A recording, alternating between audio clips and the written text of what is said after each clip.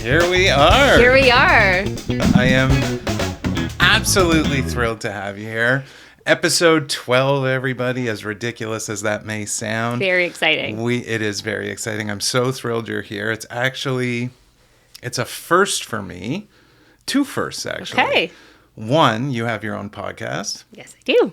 And two, you're a former client. Yes. Which is crazy. I don't know how long ago that was now. I was thinking about it. It was about 8 years ago that I was here last on offer day. So your house was Bathurst and St. Clair. We don't need to say the street. Yes. And Lytton Park is where you ended up. Yes. I remember the house well.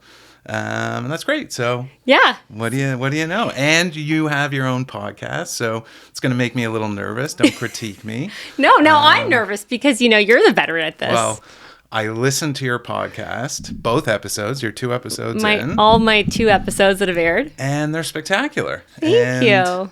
I like the way there's 2 of you.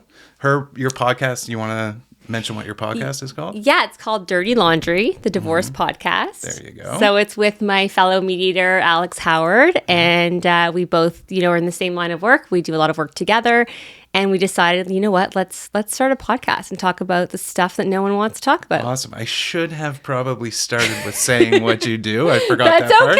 It's okay. It's been a while. No problem. Amanda is a family mediator or a divorce mediator, and she has her podcast called Dirty Laundry. Exactly. So I'm curious, and I mean, I actually know the answer because I listened to your podcast. Yes. But how did you get into this industry? Yes, I don't think anyone goes, at a university and decides, I'm going to be a divorce mediator. That's what I want to do. I want to surround myself with divorce. Right. It's just great. No, I actually was a teacher for a number of years, and then I went through the divorce process myself.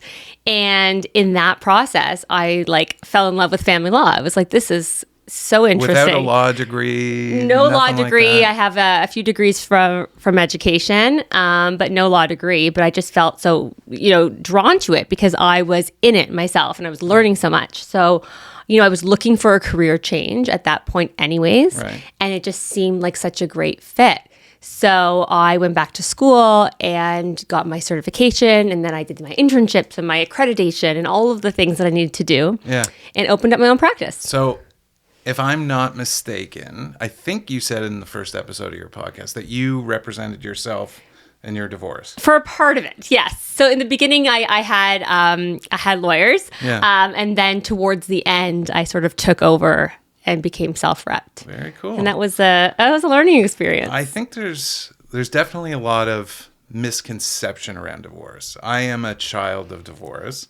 I witnessed a brutal divorce. Still see a psychologist once a week. I'm not attributing it entirely to that, but I'm sure it played some role. But there's a lot of misconceptions, and I think even just listening to 2 episodes of your show, it cleared up a lot of those misconceptions. Well, so, I'm glad, and thank you, because that's really why we're doing it. Yeah. There's a lot of misconceptions about divorce. There's a lot of stigma attached to it, and people sort of do it in silence, and they're ashamed, and they don't really know what to say to their friends. And my first thought when I hear divorce, I think blood and guts. I think horrible fighting. I think of very large legal bills, which I guess you're designed to save on those legal bills. Exactly. And to think that, based on my history and what I witnessed, to think that people could be civil enough to actually go to mediation as opposed to duking it out in a courtroom is impressive. And, now the courts have caught up and are making mediation mandatory before, really? you get into their process. So it's really a great alternative to, clogging up the court systems. For sure. And mediation, you're not working for one of the parties. You're working for both parties. Exactly. So I'm the neutral third party. So my job is to really represent them both and work for them both parties. Very cool. It's got to be a challenge, though. There's no way you don't like one more than the other. Like, how you do that, it must be so challenging. That's part of my, being a professional for sure. is separating, your own judgments, your own biases from the job, and really trying to get this, couple forward and moving forward into a resolution. So, well, unfortunately, in our industry, we come across divorce often. I've probably been through at least 50 divorces. Wow. Yeah, gotta Wow. be in a 20-year career. So I bear some scars from those as well. It's a challenge. So in a lot of ways, our industries sort of go hand in hand. Yes. And that's why I thought you'd be a great person to have in, an interesting topic for agents. Because in many ways, as awful as this is to say, divorce can be a good source of business. But it's also a tangly web once you get involved in divorce. So there's a lot of pitfalls to avoid. There's a lot of ways in which you could probably offer assistance. There's a lot of tips you could probably provide to help us get through the minefield. Yes. I mean, you do sort of have to tread lightly when you do enter into that type of, situation with a couple that is separating and selling their matrimonial home, as it's called. It's very different than, your average client, I would say. It's not a happy time in their life. For sure. And yeah, as an agent, I think you do need to sort of be careful, and there's sort of things that you can look out for. So hopefully I can share some of that today. Touch on some of those.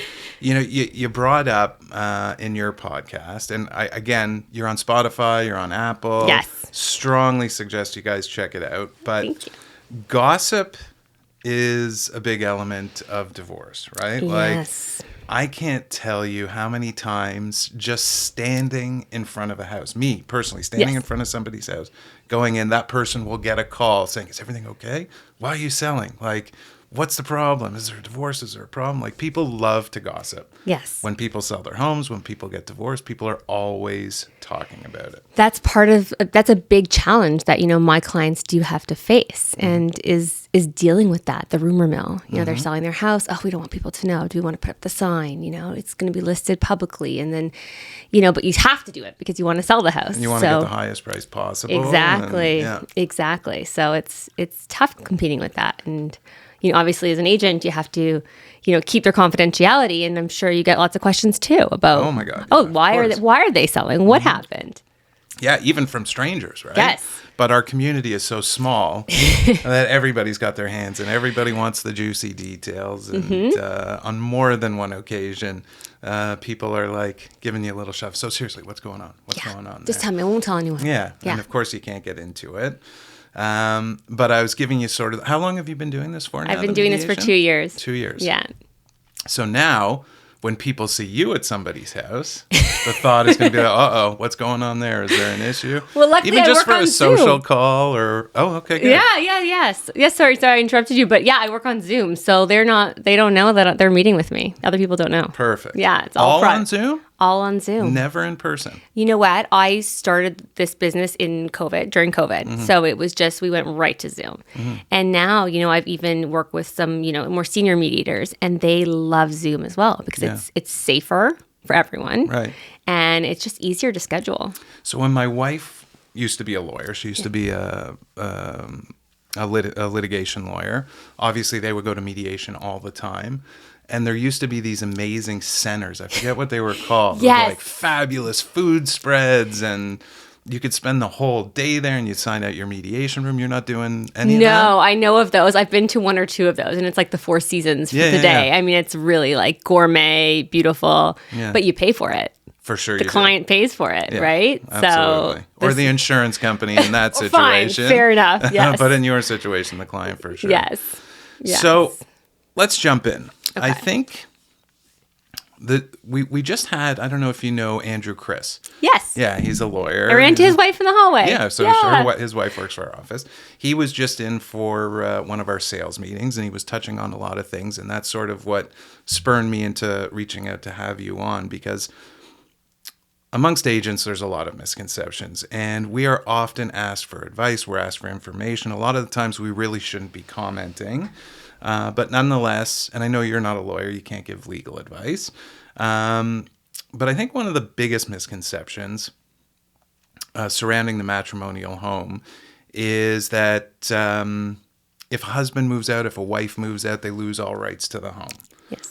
Yes, that is a huge misconception. Right. I just did a TikTok on it, actually. Oh, nice. And because they think if I leave, we're separated, one of us needs to leave because the situation at home is not great.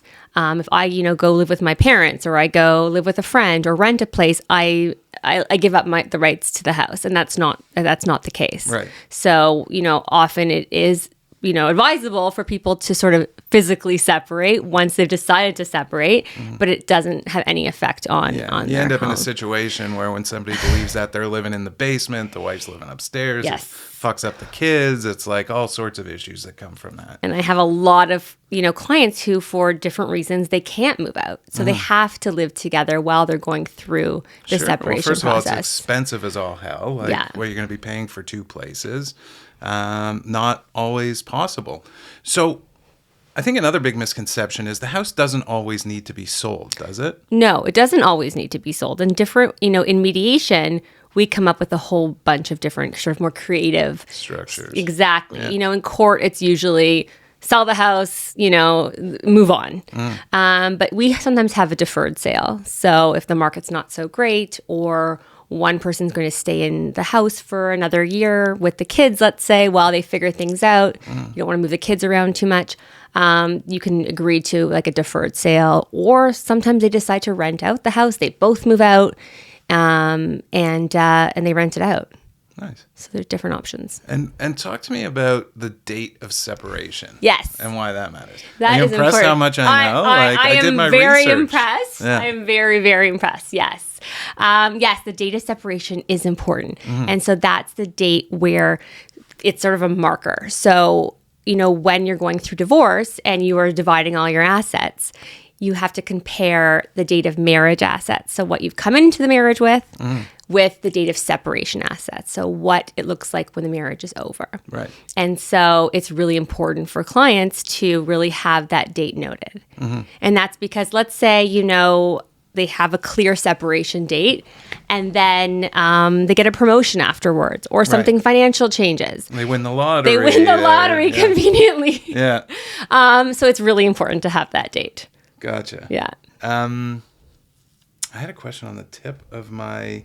I think another big misconception is maybe you could talk to us a bit about the matrimonial home as far as somebody bringing the property into the marriage. Like, so for example, I own the home before I get married. Right. So the matrimonial home is considered has a special status under the law. So it doesn't really matter who brought it in. If that's their place of residence, it belongs to both parties. 50-50. Sometimes there's exceptions, like if it's being used for business, or there's another property on it, you live on a farm and you have other properties, but usually it's equal entitlement. Right. Yeah. So a big one, at least back probably 10, 15 years ago, the advice that we used to give, or that was given when people were purchasing their first home, if one family, and I don't know today how people buy homes without getting a gift from their parents. It's in Toronto, it's absolutely impossible.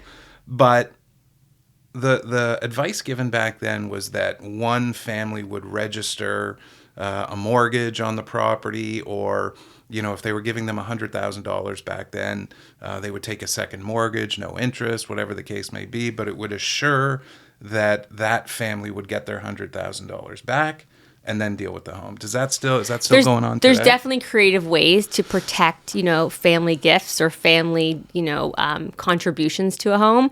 And I think if there is going to be a family that does that, it's probably best to meet with, a family lawyer just to get your T's crossed and I's dotted. Yeah. And are you coming across prenups a lot? Does that get thrown out entirely when you come into the picture? Sorry. Yeah, no, they don't stand up as well as you think. They call them marriage contracts now, but you can agree on property division and spousal support, but you can't do prenups for the children because they're not. So that's not, that's not even part of it. So and that's always the most contentious issue, I assume, is... Not always. Sometimes I have people who are, really agreeable about what to do with their kids. I don't want them, you take them, me. Hot potato. Right. Or, and then they really start to you fight over the finances. So it really depends on the couple. Yeah. Yeah. God. Yeah. So COVID comes, you're like, I want to change. I want a job. I've just been through this. I like it. Yeah. You just got the entrepreneurial bug. Are you partners with Alex or just in the podcast? So Forest Hill Mediation is my practice, and she runs her own practice. And then we're partners on the podcast. Gotcha. But we also are working together with a third mediator to sort of combine our practices to do sort of a collaborative mediation, to offer that to clients. So, do you have any hopes of getting outside of family law or just keeping it? Yeah, I don't know. I know there's lots of, need for mediation in other industries, but right now I like working with the families. I like, It's almost like choosing to be a palliative care doctor, like yes, it's got to get depressing at times. Yes, it's definitely, there's a lot of emotion, but it's amazing to see how people come in at like such a low point, and then at the end of the process, there's a light. Yes, and you see a clarity that comes over them. Right. And it's nice to watch that. So you're not working against anybody. I guess you're working against, I mean, it's a tricky situation when you go in and mediate. I'm used to mediation when it comes to commercial leases and things of that nature, when a landlord and a tenant can't agree on a rent. Yes. But you really got to dig down there. What are the other benefits of going the mediation route as opposed to the traditional fight it out in court? Like you see in the movies. Yeah. Yes, exactly. So mediation, I mean, it's so much less expensive. I mean, if you're going to court and you're going to trial, you're looking at you have a lawyer. You have litigators. You have, it could be in the six figures to go to trial. Yeah. And most people can't afford that. For sure. Or how many people have you heard or know of that would love to get divorced? They just think they can't afford to get divorced. That probably happens where people stay in, maybe toxic relationships or, abusive relationships or unhealthy ones because they're afraid of the financial impact. For sure. And so mediation is a lot more accessible in terms of the cost. So how does break down the process for me? Yes. So how it works is I usually get contacted by one of the parties. And, once we have a chat and they decide, what, mediation is something that we're interested in, then they will contact, their former spouse, or sometimes I contact the former spouse with their permission and I speak to them separately. And then once everyone's on board, we start planning for joint sessions where we talk about like all the issues that need to be settled. Thankfully, like you said, that's on Zoom. It's not in the same room together. Yes. Thankfully, it's on Zoom. Yeah. Exactly. And everyone can go into their breakout rooms if they need it or if they're not behaving. So probably the most important thing to the agents that are listening is, how is it determined, because when people get divorced or get separated, whatever the case may be, a lot of times friend groups dissipate as well. Yes, right? yes. Which is sad and awful. And, I've certainly had situations in the past where I've sold my friends a home and then they're going through divorce and one partner will be like, well, screw you. He was your agent. We're not using him for the sale. Right. How is it determined? Like, I've also been contacted by courts before. Yes. I've been appointed to sell homes. Yes. How do what do you find usually happens with the sale of a home? Yeah, so the choice of agent can definitely be a contentious issue because everyone might have, a cousin or a brother or a sister who's in the business and they want to use that. But, often in mediation, we talk about picking someone who's more neutral. Right? So arm's length, agent who's not related to either of the, the families or not a best friend of someone. So that's usually a great criteria. But sometimes it does go to a judge, who's going to be picked. Right. And that happens. And I'm sure there's times where I've certainly been called in and they've asked for 3 opinions. Yes. That definitely happens as well. But it's amazing that something like that can become a contentious issue in a divorce. Yes. It's often just who's going to be selling your house. Yeah, but it's just another point to fight over, right? Like it's one of the many things. Yeah. You never know what that one issue is going to be.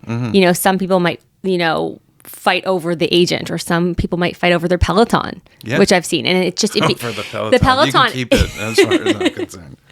Yeah, and it just becomes that there's so much emotion that's attached to that one issue for whatever reason. And it's different with every couple. Wow. And that's the minefield you got to navigate. Yeah, and you don't know what's going to have more emotional value than other things. Amazing. Yeah. And listen, I've been, like I told you, I've probably been through 50 divorces in my career. And some are easy and some are most definitely not. And, it's almost, you're almost somebody we should have on hand when we're negotiating a deal, because what we see on our side, if we're representing, well, it would be a selling situation, is an offer will come in and something that is easily acceptable in a normal circumstance, the smallest little detail can become like a huge scrap while you're in the middle of negotiations. Yeah. So, I mean, that's something you and I could chat about. I mean, but it's true, something that might be an exclusion or an inclusion in a real estate deal, like the drapes or something. Exactly. Or a light fixture. And what do you care about the fucking light fixture exactly. for? Yeah. My grandmother bought it. Well, who cares? And then, maybe in more of a normal situation, you can sort of reason with these people. Exactly. Because they have the same goal, or they don't care. They're moving on. They're in La La Land. They're moving on to better, bigger, and better, hopefully. But with a divorce, it's like they hold on with their claws are in. Huh. Yeah. It's also a minefield because you're worried about after the fact. Like certainly after the fact. We're lucky enough to have never really had complaints or RICO complaints or anything like that. But I do recall, one situation a number of years ago where the parties were getting divorced and we were selling the property, and the wife made a complaint because our agent didn't disclose that the other partner had purchased a new property. Okay. None of her business. None of her business. None of her business. They had moved on, but I guess she felt spurned. Listen, I mean, it's also definitely a hard area, a difficult area to navigate about what to tell the other person, because usually when, let's say you're selling a home for a husband and wife, you get on the phone with one, you get on the phone with the other, you share information. You don't think twice about making decisions with one and then letting the other one know. But with a divorce, you really have to tread carefully. You have to be careful with the information that you share, but you also have to be careful with getting consent from both of them before you do before you do anything. So if you're painting the house, if you're staging the house, make sure they both agree. Yeah, geez. Yeah. And get it in writing if preferable. Get it in writing. So it's okay that we are going to be staging the house on Monday, whatever. Yeah. Exactly. And be as specific as possible. Yes. At 1 p.m. Yeah. Yes, exactly. And we're going to be painting the color blue. And yes, exactly. This number blue. Yes, exactly. Frightening. But it's. Well, listen, it's something you may want to consider, is making yourself available to agents to help in that situation. Because more than one deal has blown up because people can't get along at the table. Yep. Do you find that they argue about, offers that they accept as well? Like, it's always in the offer. It's always in the offer. Because I also think in the, on your podcast, you talk a lot about how divorce is final, right? Like separation is one thing, divorce is final. Yeah. When you sell the house, it's final. Like it's over. So I find it's probably another situation for things to flare up. Yep. And anything we can do to avoid that flare up, because you generally always care about your clients. You can't help it in this industry. Like, they become friends, they become family. You really genuinely care about them. And if something doesn't end well or end sour, it's just going to leave an awful taste in everybody's mouth. Yeah. So any way to avoid that would be valuable. And I mean, sometimes no matter what you do, that situation is so raw that there is going to be someone who's going to be disappointed. It's just a fresh scab that's going to bleed. Exactly. Wow. Yeah. Yeah. So it's, I give you guys credit for entering into our world of divorce, because it's, it can be challenging. For sure. So do you have, I know you don't deal with the pre-situation, you only deal with the post-situation, but with your experience, with everything you've gone through personally, what sort of tips would you have for, let's say, agents when they're dealing with a newly married couple, or someone asking for advice, or they're not married yet and they're buying their first place together? Okay, so that's definitely interesting. So if they're not getting married, I mean, there's different laws, and that's something that obviously I would suggest speaking with a lawyer about. But there's different common laws when it comes to property rights and stuff. But in terms of giving, marriage advice or giving advice about the home, I don't know. Definitely want to be giving marriage advice. I would stick away from, stay away from that. Yeah. But I guess it doesn't matter if they're getting married and the house is going to end up being a matrimonial home, then how they handle it before is not as relevant. Are you a believer in the? I know you said you don't call it prenups anymore. Yeah. What do you call it? Marriage contracts. Are you a believer in marriage contracts? I think it's a good idea. I think people are getting married later in life now. So they have more to bring in. They've maybe established their career more than, back when people were just sort of growing up together. Yeah. So I think it's definitely a smart idea. I was 26 when I got married. So I was... That's young. I was a little pisher. Yeah. I had nothing. Yeah. That's young. My wife's a couple years older than me. So sorry, sweetheart. But yeah, I had absolutely nothing when we got married. Right. Neither did she. Right. So it was simple. Yeah. But it's different. It's a different world now. Yeah. And people see marriage differently. What's the average age people are getting married at now? Out of curiosity. So I mean, into their 30s. I think early 30s, mid 30s. Yeah. I think that it's people are putting their careers first. They want to make sure that they've picked the right person. I think. Yeah. They're not rushing. I don't know. Are you a believer in living together before? Yes. Yeah, 100%. Yeah, right? I was a big believer. But, grandparents, Bobby's, sorry, were Mom and Dad. very anti. I remember the line I kept getting was, why buy the cow if you're getting the milk for free? Like, what the fuck does that... Can you imagine saying that to somebody today? It's like the most unwoke thing you could possibly honestly, say. Right? But there's traditional grandparents and parents. But yeah, I mean, I was brought up that way. You don't move in until you have a ring. Right. Like, come on, what are you doing? Now it's like, how could you not? How could you not? Like, don't you want to know you could live with somebody before you actually live with somebody? I mean, that's where you really get to know someone. Yeah. When you're living with them, and when you have kids. That's when the real stuff comes out. Yeah, for sure. That's when everything changes. Yeah, kids. Listen, my kids are already... I got one going off to university next year and one leaving in 2 years. That's crazy. It's gone. Well, you got your dogs. I got my dogs. You got your dogs. Yeah, I have my dogs to keep us company. But that is another big point where people sell their homes, right? When they become empty nesters. Yes. And I imagine... that's another big time for divorce because all of a sudden your kids are gone and you look at each other and you're like, what the fuck have I been doing for the last however long, right? Like, do we still have things in common now that the kids are gone? I imagine, those are the two big age ranges that you see people. Yeah, it's sort of the early with the younger kids and then with the older sort of young adults, empty nesters. Exactly. They're off at university. I would hope the empty nesters are much more civil with each other, but it may not be But then they get the adult kids involved. Right. Which is another conflict, right? Which is another problem. So that can be, we try and steer them away from that, which everybody's trying to get the kids on their side. Yeah, and they're adults now. They're 20. Well, 20 years old. I mean, like, don't bring them into it, right? Keep them out of the conflict. They don't need to be involved in mom and dad's fight. Yeah. And never say anything bad about the other side. Yeah. Which I'm sure can happen quite frequently. Yes, it can. Yeah. So how do you get business? Just word of mouth? It's all different areas. So word of mouth, social media, whether it's Instagram, TikTok, now the podcast, referrals from family lawyers. So that's a good question. Yeah. Family lawyers, I would imagine you're taking business away from them.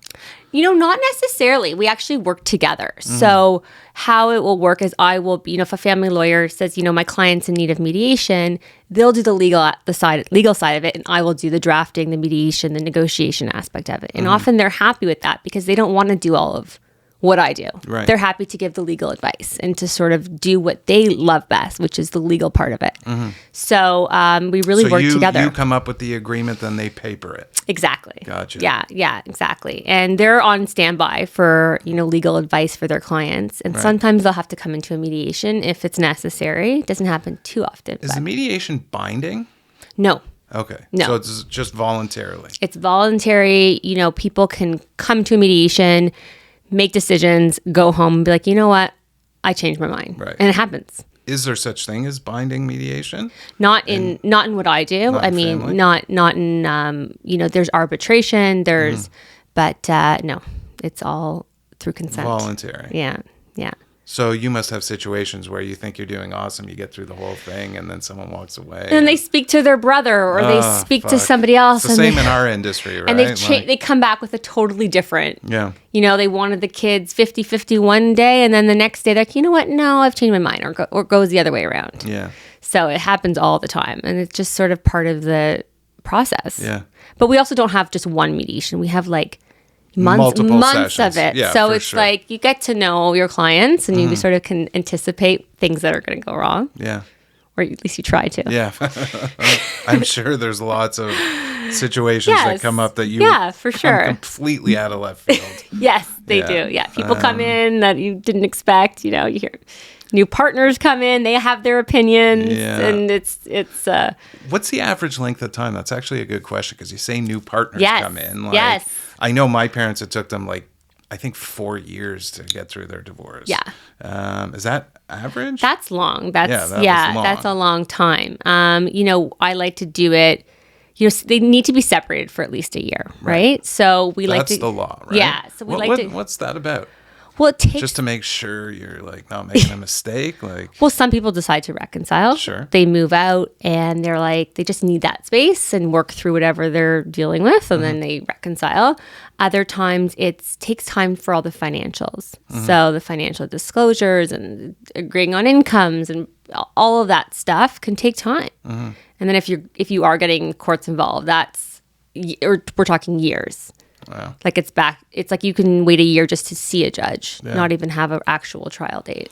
Yeah, so then then you have another partner and they want to get their 2 cents in, and yes. Yeah. They have their own motivations, and sure. But I try and keep it, under the year mark where they're done everything. All right. And the sale of the home, does that usually take place at the very end or at the beginning, or? It's different. I have some clients who are really agreeable. They'll come to see me, and they both know if they want to sell the house, and they want to get in on, let's say, the spring market or something. Right. So they both are, in agreement that they need to get that done quickly. And so I will help them with that. So sometimes I will set them up with an agent. Let's separate the house from everything else. Yes. We'll just deal with that, then we'll deal with everything else so you can get it sold ASAP. Yeah, it's at the same time. So we're dealing with parenting, but we have the house on the market. Right. And, often I will have mediations where we just deal with, okay, well, while the house is on the market, how are we paying for the bills, or who's paying for the mortgage, or who's living there. And so we talk about all of that. But yeah, it can happen during. And then you said the magic word. Then you you recommend an agent to them or something? Yes. Sometimes I do. Yes. So, listen, and mortgage brokers, and there's so many different areas that they need. So there's, we used to joke when I first started in the business, there were the elderly statesmen in the business who would literally open the obituaries every day. No. And they would get business from looking at it. This is not a joke. Like this. Oh my happened. gosh. So I'm wondering, what's the divorce version of that? I don't know. Because there are agents that specialize, or say they specialize in divorce. And so how do they find them? Yeah. How are they getting into that specialty? I guess networking and making connections with the family lawyers, with the family mediators. And so once you, I guess, work together, you're likely to work together again if it's been a pleasant experience, and sort of through that networking. But yeah, it's great if someone wants to specialize in that area and they've had the experience in it. Right. Because we talked about earlier, there's so many little ins and outs of nuances. Yes. Ways to keep the peace. Exactly. So it's great if you have that experience and you want to sort of stay in that niche. Very cool. Yeah. Very cool. Yeah, there's so many specialties in this industry, but that's one that's going to give you a few more gray hairs a little quicker. But as long I have found in every situation, I mean, there are situations I've been in where one side is just out to get you no matter what you do, and you cannot bring them on side no matter how much you try and show them that you are on both of their sides, and you're not going to treat everyone differently, or anyone differently, sorry. They don't care. They're not having any of it. You're just going to bear the brunt of it. But for the most part, as long as you show, you have to remember to be compassionate to these people that are going through this. It may take a little longer. It may be a little harder to walk through each step. But ultimately, on the real estate side, there has to be a sale. that Yes. house is selling because Yes. And that's a hard pill to swallow. That's a hard realization for some of my clients to really accept, sure. because they think that I'm going to keep the house. Yeah. You know, this is where I've lived with the kids. Why wouldn't I keep the house? Can somebody force the sale of the house? Yes, so they can force Even it. if you could buy me out? They can force it by going to court. So the courts have their own methods of dealing with the houses. Right. But usually, if there's a buyout option, I think that's obviously ideal. Sure. I mean, I imagine the only reason to force someone to sell is because you're being a dick. yeah, if someone's just like not willing to move, and the home eventually, someone needs to make a decision. Yeah. Yeah. But back to what you're saying about how sometimes they take it out on you, I think. Definitely, you know, and you're probably, as the agent, you're in it, right? You're brought into the mess. Yeah. And there's a lot of emotions. And so I think that they can sometimes take it out on the agents. For sure. Do you get any of that blowback? Oh, yes. Yeah, you must. Yes. I'm Like, you're siding with her. Like, it's got to be horrible. sometimes sometimes you do. And it's like, I need my blankie. It's taking me all back to like 4 years old. I'm going to go curl up in a corner. I used to teach kindergarten, so it works. Okay, there you go. It's the same, really. It's the same. But, you know, you can see when someone's in pain. Yes. And sometimes they take it out on you. And I know as a professional that I'm not going to take it personally, that they're just trying to, get some of their frustrations out. You just got to put your head down and keep going. Yeah. And have a thick skin. I think part of, any industry, you need a thick skin, especially in the divorce world. Yeah. And this industry as well. Believe me, that's for sure. Yeah. Well, you're doing an amazing job. I think your podcast is fantastic. What's the Thank plan you. with the podcast? You guys are just going to keep going? You're going to have guests on? We have a whole bunch of guests lined Yeah? up. So from a range of industries. So we're going to do one episode coming up on infidelity, which should be interesting. So we're going to have a relationship expert on that one. Yeah. One about, child psychologists. We're going to do separation mortgages. There's Separation mortgages. Yes. What is a separate? I'm embarrassed to say I don't know what that is. Well, I'm learning more about that too, Yeah. but it's a specified sort of area of mortgages because people might qualify based on, equity that's coming their way that's Right. maybe not in their hands yet. Gotcha. So they have like a firm deal on the house they're selling, and they need a mortgage bridge. Exactly. Gotcha. Yes. So there's just so many areas that we want to take this to, and Cool. we'd love to have you on Sure. to talk Anytime. more. So that Happy would to. be great. But For it's sure. it's exciting and it's fun. Yeah, it is It fun. is fun. It's fun. Like I'm having fun. Are you having fun? I am having a lot of fun. Yeah. And it's good to be entrepreneurial. It's good to have a business. Do you have any hopes to hire any more mediators underneath you? Yeah, I think down the line, I Yeah. think that would be great to hire, get some interns and get a few more mediators sort of under our wing. And Awesome. I think that would be great. Yeah. So are you working out of your house? Do you have an office? I work out of home on Is Zoom. that a challenge? Yes and no. I mean, I have little kids, but Right. my hours are pretty flexible. And they're in school most of the time, except for Nice. today. But yeah, Why? They're not in school today? there's some conference or There's parent always teacher a something. PD I don't day. know. Yeah, it's brutal. I don't know. Awesome. Yeah. Well, I appreciate you coming in. I had a lot of fun. Thank I think you. that was very helpful, and I'll definitely look forward to coming on to your show. Yes, I can't wait. Yeah, thank you. I'm going Thank you. to cue us out with a little music, Well, thank you for having me. if I remember the right button. Awesome. Thank you. There we go. Yeah, that was great.